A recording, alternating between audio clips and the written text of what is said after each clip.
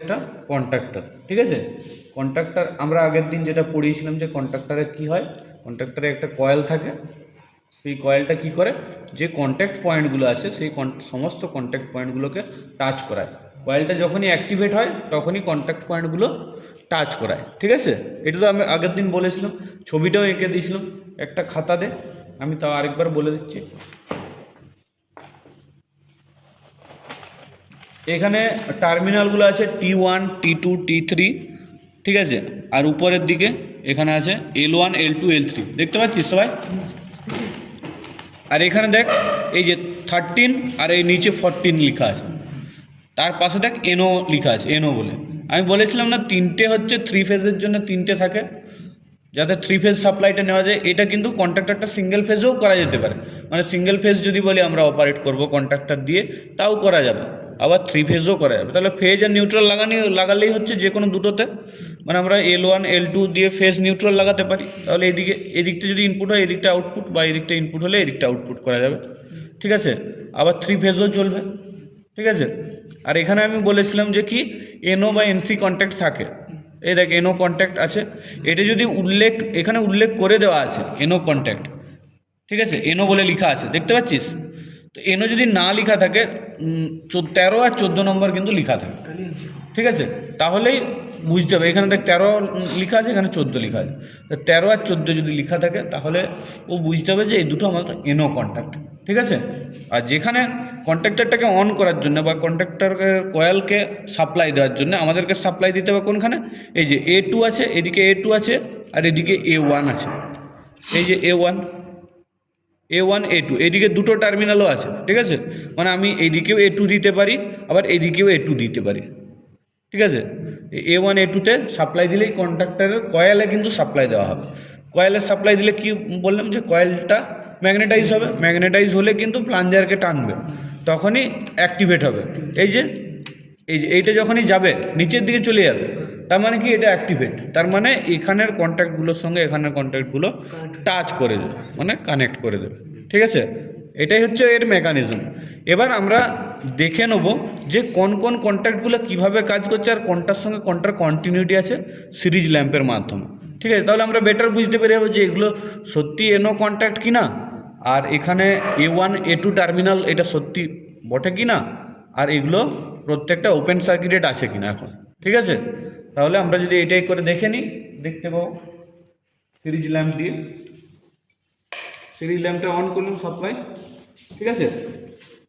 এই দুটো NO contact, তো তাহলে এখানে দিচ্ছি একটা আর এখানে দিচ্ছি, জ্বলছে কি না, তার মানে নিশ্চয়ই ওপেনই আছে, তার মানে এনও কন্ট্যাক্ট, তাই তো। এবার এইটাই দিয়ে দেখব জ্বলছে, জ্বলছে না, তার মানে এগুলোই এনও। জ্বলছে কি, জ্বলছে না। এখানে জ্বলছে, জ্বলছে না, তার মানে এগুলো সবই বোঝা যাচ্ছে যে ওপেন আছে, কোনোটাই কিন্তু শর্ট সার্কিটেড নেই। এবার কি করব, এবার হচ্ছে আমরা সাপ্লাই দেবো, কয়েলে সাপ্লাই দিয়ে চেক করব। কয়েলে সাপ্লাই দিলে তবে এটা অ্যাক্টিভেট হবে, তার মানে কয়েল যখনই ম্যাগনেটাইজ হবে তখনই প্লাঞ্জার টানবে, প্লাঞ্জার টানলে তো কন্ট্যাক্টগুলো কানেক্ট হবে। তাহলে একবার কানেক্ট করে আমরা দেখব যে তখন কন্টিনিউটি আসছে কিনা, তাহলে বুঝতে পেরে যাবো যে কন্ট্রাক্টর আমাদের ঠিক আছে কিনা। এভাবে আমরা কন্ট্রাক্টরকে চেক করে নিতে পারি। তো কারোকে যদি কানেকশন আগে করতে দেওয়া হয় বা একটা কন্ট্রাক্টর দিয়ে দেওয়া হলো, তো আমাদেরকে প্রথম টাস্ক হচ্ছে কি কন্ট্রাক্টরের পয়েন্টগুলোকে চিনে নিতে হবে।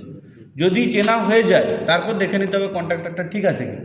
সিরিজ ল্যাম্পের মাধ্যমে আমরা কিন্তু চেক করে দেখতে পারবো যে কন্ট্রাক্টর ঠিক আছে কিনা।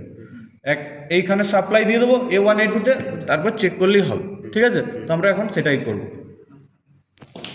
একটা A1-এ কানেক্ট করেছি ফেজটা, আর নিউট্রালটা হচ্ছে A2-তে, যে কোনো একটা করলেই হবে। এইটা A1 এটা A2 ওটা কোনো ব্যাপার না, ফেজ A1-এও দিতে পারিস, A2-তেও দিতে পারিস, নিউট্রাল A1-এও দিতে পারিস, A2-তেও দিতে পারিস, কোনো অসুবিধা নেই, যে কোনো একটাতে দিলেই হবে। মানে দুটো ফেজ বা ফেজ নিউট্রাল, এখানে আমরা যদি দুটো ফেজ দিই তাও চলবে, দুটো আলাদা আলাদা ফেজ, ঠিক আছে। মানে RY দিলাম বা YB দিলাম, মানে একটা ডিফারেন্স চাই আমাদের। ডিফারেন্স যখনই হবে ভোল্টেজের তখনই এ কিন্তু অ্যাক্টিভেট হয়ে যাবে বা স্টার্ট হয়ে যাবে, মানে ম্যাগনেটাইজ হলেই তখনই কাজ করতে পারবে, ঠিক আছে। এবার আমি অন করছি, অন করলে কি হলো, নেমে গেল, তার মানে কি ম্যাগনেটাইজ হয়ে গেছে, কন্ট্যাক্টগুলো সমস্ত টাচ করিয়ে দিয়েছে কিন্তু, ঠিক আছে। এবার আমি টেস্ট ল্যাম্পটা দিয়ে দেখব যে সব পয়েন্টগুলো কানেক্ট আছে কিনা, ঠিক আছে? থাক, ওটা থাক।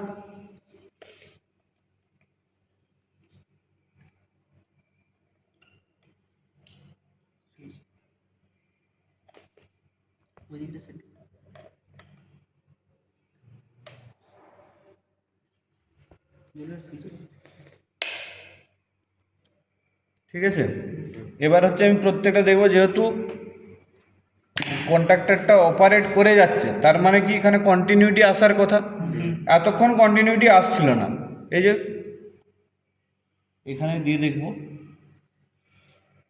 কন্টিনিউটি আসছে কি, কোনো কন্টিনিউটি নেই, এগুলোতে নেই, একটাতেও নেই। কিন্তু এবার চালিয়ে দেখবো যে কন্টিনিউটি আসছে কিনা। অন হয়ে গেল আমার কন্ট্রাক্টর অন হওয়ার পর দেখবো যে কন্টিনিউটি আসছে কিনা।